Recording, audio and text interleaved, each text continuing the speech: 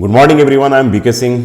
आज हम बात करेंगे चेकलिस्ट सेशन में दो चैप्टर्स के ऊपर, that is arithmetic progressions and triangles.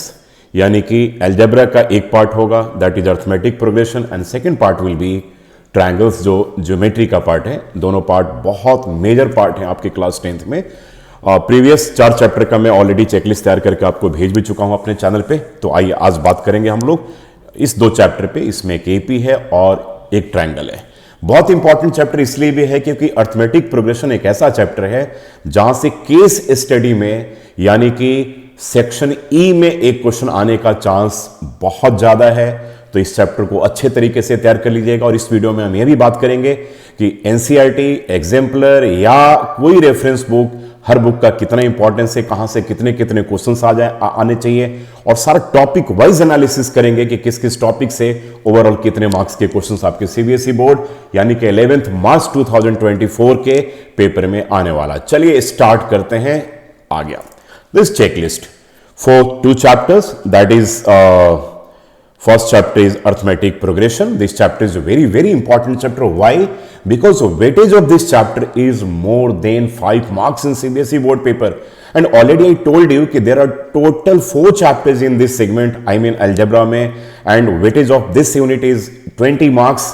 And we have 4 chapters, that means कि 20 divided by 4, that will be 5 plus minus 1 and 2 marks. यानी कि हर चैप्टर का वेटेज 5 नंबर का एवरेज प्लस माइनस 2, यानी कि किसी चैप्टर का वेटेज 7 मार्क्स भी हो सकता है और किसी चैप्टर का वेटेज 3 नंबर का भी हो सकता है, जिसमें एक पॉलिनोमियल है। और कभी कभी ऐसा भी हुआ है कि लीनियर इक्वेशन से वेटेज कम रहे, क्योंकि क्वाड्रेटिक का वेटेज यूजुअली बहुत ज्यादा होता है। 8 नंबर कभी कभी आ गया क्वाड्रेटिक से क्वेश्चन। तो आइए बात करते हैं। तो इस चैप्टर का वेटेज की अगर मैं बात करूं तो मेरा मानना है कि 5 मार्क्स का वेटेज इस चैप्टर का होगा 2024 सीबीएसई बोर्ड के पेपर में।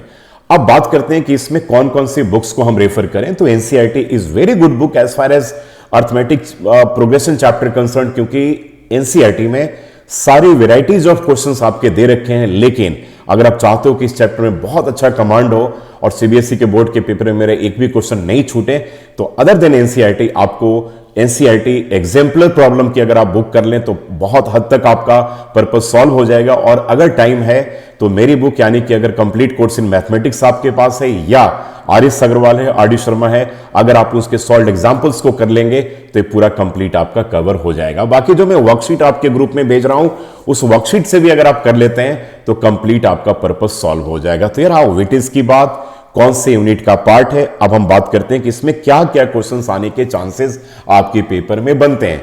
देखिए, जैसा कि मैंने कहा था कि रियल नंबर्स में बेसिक कॉन्सेप्ट्स की जरूरत है आपको, क्योंकि वो चैप्टर हमने क्लास 9th में भी पढ़ा था। पॉलिनोमियल में बेसिक चैप्टर की जरूरत है, बेसिक कॉन्सेप्ट्स की, क्योंकि उस चैप्टर को हमने क्लास 9th में पढ़ा था। लेकिन अर्थमेटिक प्रोग्रेशन सिंस हमने क्लास 9th में नहीं पढ़ा है और इस चैप्टर के बारे में प्रीवियस क्लासेस में कहीं भी हमने नहीं पढ़ा है, तो मानकर चलिए कि इसमें बेसिक कॉन्सेप्ट्स यानी कि बेसिक कॉन्सेप्ट्स के क्वेश्चंस इस चैप्टर से नहीं पूछे जाएंगे। तो आते हैं, नॉर्मल दे रखा होगा कि अर्थमेटिक प्रोग्रेशन में डी क्या है, ए क्या है, सीक्वेंस क्या होता है, अर्थमेटिक प्रोग्रेशन क्या होता है। तो ऐसे क्वेश्चंस आपके 1 मार्कर क्वेश्चन यानी कि एमसीक्यू में पूछे जा सकते हैं, लेकिन पूछने के चांस बहुत कम बनते हैं। तो मेजर पार्ट इसमें हो गया कि सेक्शन ई में अगर एक प्रश्न अगर 4 नंबर का होगा तो सेक्शन ए में भी 1 या 2 क्वेश्चन बेसिक हो सकता है, तो 6 से 7 नंबर। तो बेसिक कॉन्सेप्ट्स के इस चैप्टर में कहीं कोई जरूरत नहीं है। ओवरऑल अगर हम फॉर्मूलेस की बात करते हैं तो अर्थमेटिक प्रोग्रेशन में nth टर्म का formula that is an equals to a plus n minus 1d, ये तो आपको पता है। और nth टर्म लास्ट टर्म के इक्वल भी होता है, यानी कि an इक्वल्स टू जो होता है l, यानी कि l लास्ट टर्म है। ठीक है, ये भी जरूर याद रखिएगा, क्योंकि कोई भी एपी अगर दे रखा हो तो नंबर ऑफ टर्म्स फाइंड करने के लिए हम फॉर्मूला बहुत हेल्पफुल है। और an और sn दोनों के कॉन्सेप्ट में इसका हम यूज करते हैं। फिर एक फॉर्मूला आता है कि nth term from the and and that is given by l minus n minus 1d। और कोई भी अगर आप टर्म निकालते हो लास्ट से तो उसे आप बिगनिंग से भी निकाल सकते हो, तो यह भी जरूर ध्यान में रखिएगा। तो तीसरा फॉर्मूला ए हो गया।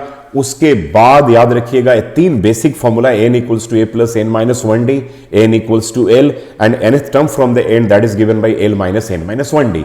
बाकी कभी कभी ऐसे भी क्वेश्चंस आते हैं कि एपी के 3 टर्म्स दे रखे हैं जिनका सम है और जिनका प्रोडक्ट गिवन है। तो 3 टर्म्स का सीक्वेंस ए प्लस डी और a प्लस 2d तो बनता ही है, इसके अलावा a माइनस डी, a और a प्लस डी भी बनता है, और 4 के केस में a minus 3d, a minus D, ठीक है, और a plus D and a plus 3d का भी बनता है। सो 3 से 4 नंबर का एक क्वेश्चन आपके पेपर में भी आ सकता है इस वाले कॉन्सेप्ट पे जो मैं डिस्कस कर रहा हूं, तो थोड़ा सा यह भी आपको याद रखना है। बाकी एसएन में हमारे पास ब्रॉडली 2 फॉर्मूला है, S n equals to n by 2 2a plus n minus 1d, and if last term is given तो S n equals to n by 2 under bracket a plus l।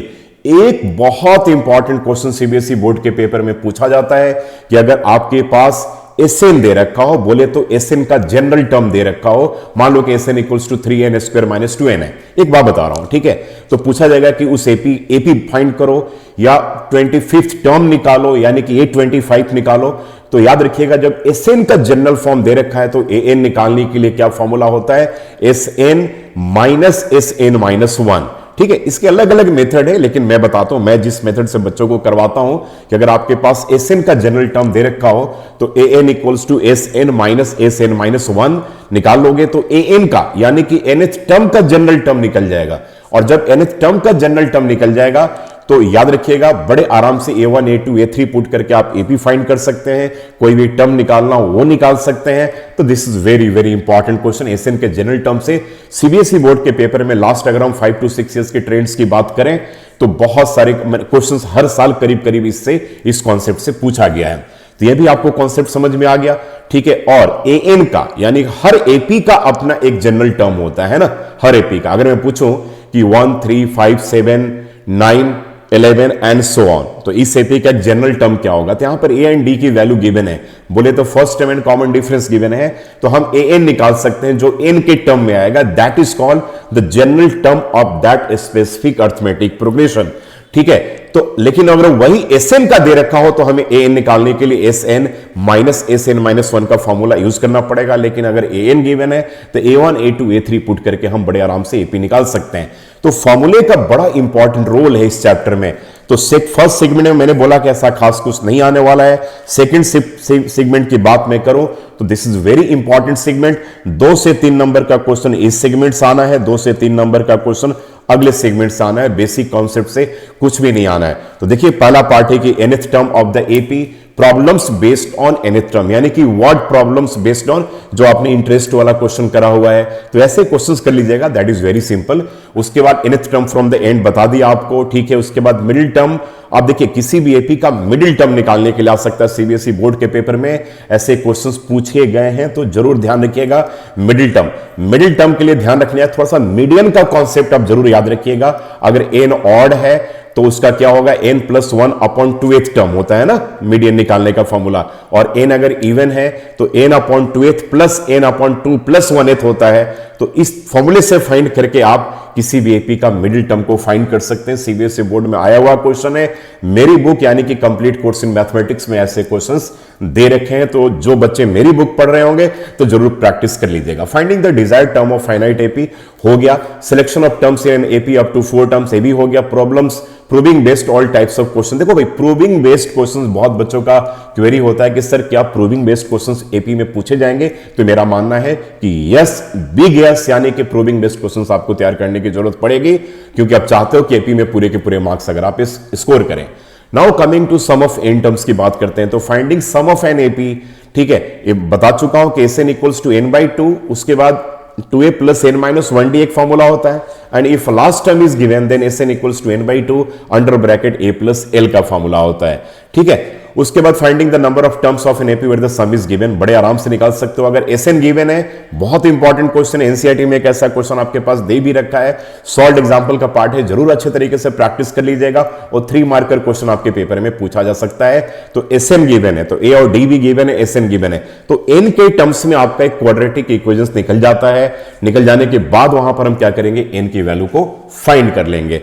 Now coming to the C part, that is finding the desired term when the sum of n terms of an AP is given, that is very important, ठीक है। proving based all types of questions based on n term। तो overall मिला करके यही 4-5 फॉर्मूले का concept इस chapter में आता है। एनसीईआरटी बुक बहुत हद तक सेफ है, लेकिन प्रूविंग बेस्ड क्वेश्चंस और थोड़े से एडिशनल क्वेश्चंस प्रैक्टिस करने की जरूरत पड़ेगी, and it will take hardly 1 to 2 hours. अगर 2 घंटे अगर थोड़ा आप एडिशनल टाइम लगा दे अदर देन एनसीईआरटी और मेरी बुक से प्रैक्टिस कर लें, then this topic will be entirely covered. और बड़े अच्छे से आप इसमें पूरे के पूरे मार्क्स लेकर के आ सकते हैं। तो यह रहा एपी का ट्रेंड। अब बात करते हैं हम ट्रायंगल के ट्रेंड्स के बारे में, and that is very very important part of geometry segment. ठीक है, तो देखो सबसे पहले बता दूं कि ट्रायंगल में बहुत सारा पार्ट हट चुका है, तो केवल एक ही थ्योरम है, that is basic proportionality theorem.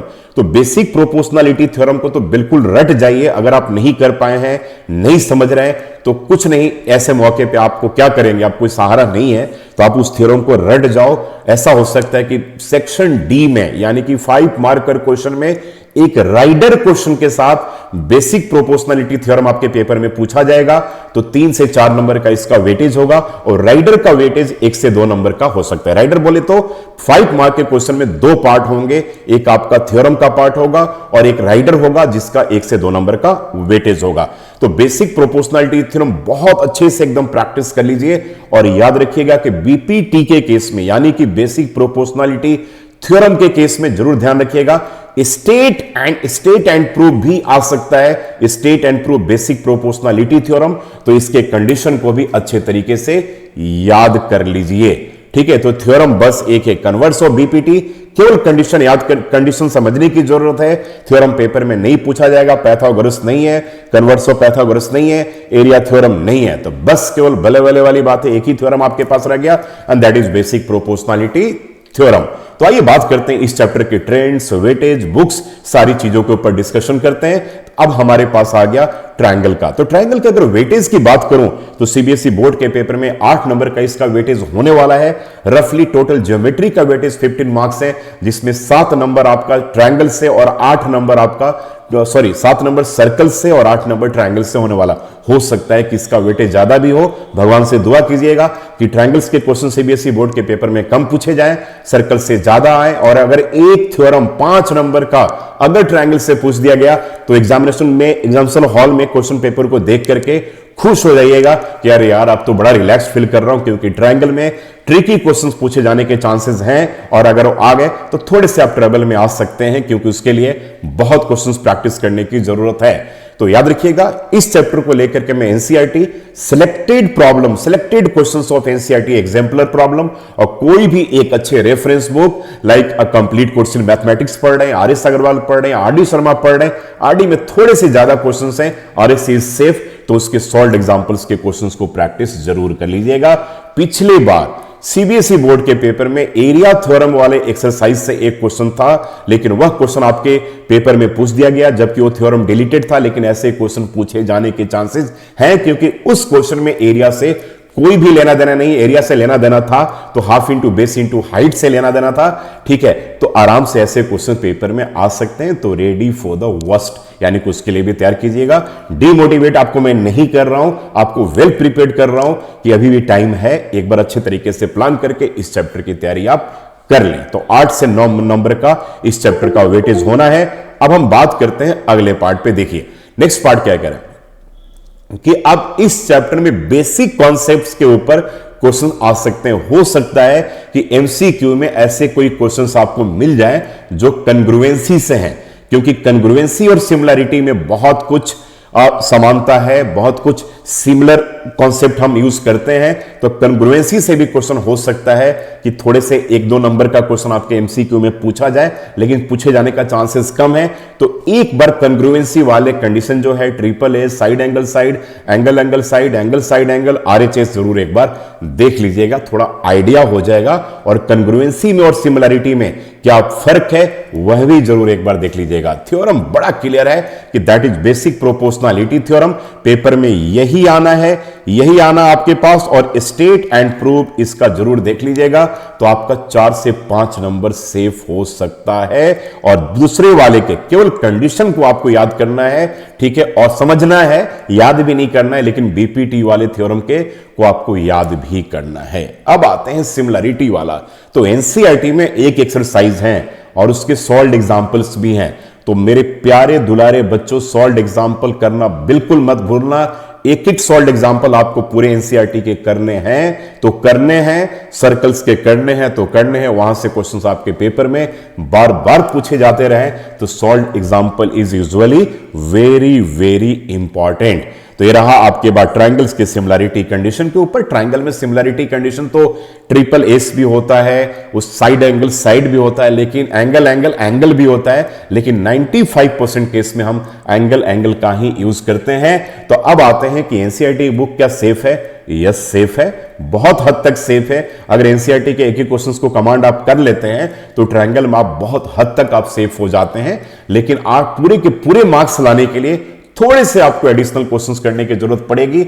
Exemplar अगर आप कभी भी करते हैं तो अपने टीचर के गाइडलाइंस के अंदर कीजिएगा, क्योंकि एग्जाम्पलर में बहुत सारे ऐसे क्वेश्चंस हैं जो डिलीटेड हो चुके हैं। रेशनलाइज जब सिलेबस हुआ था, लेकिन एग्जाम्पलर की बुक्स नई नहीं आई है, यानी कि वह बुक में पुराने पार्ट भी दे रखे हैं। तो अपने टीचर के गाइडेंस के अंदर ही उससे आप कीजिएगा अगर आप एग्जाम्पलर बुक को करते हैं। तो यह रहा आज के इस वीडियो में 2 चैप्टर का trend, that is arithmetic progressions and triangles. अगले वीडियो में रिमेनिंग 2 चैप्टर्स के ट्रेंड्स आप सबके साथ मैं लेकर आऊंगा। Thank you so much, God bless you all. खूब आराम से तैयार कीजिए। और एक बार मैं फिर बोलना चाहूंगा कि सीबीएसई बोर्ड का पेपर इंडिया का इजीएस्ट बोर्ड है, सबसे आसान बोर्ड है।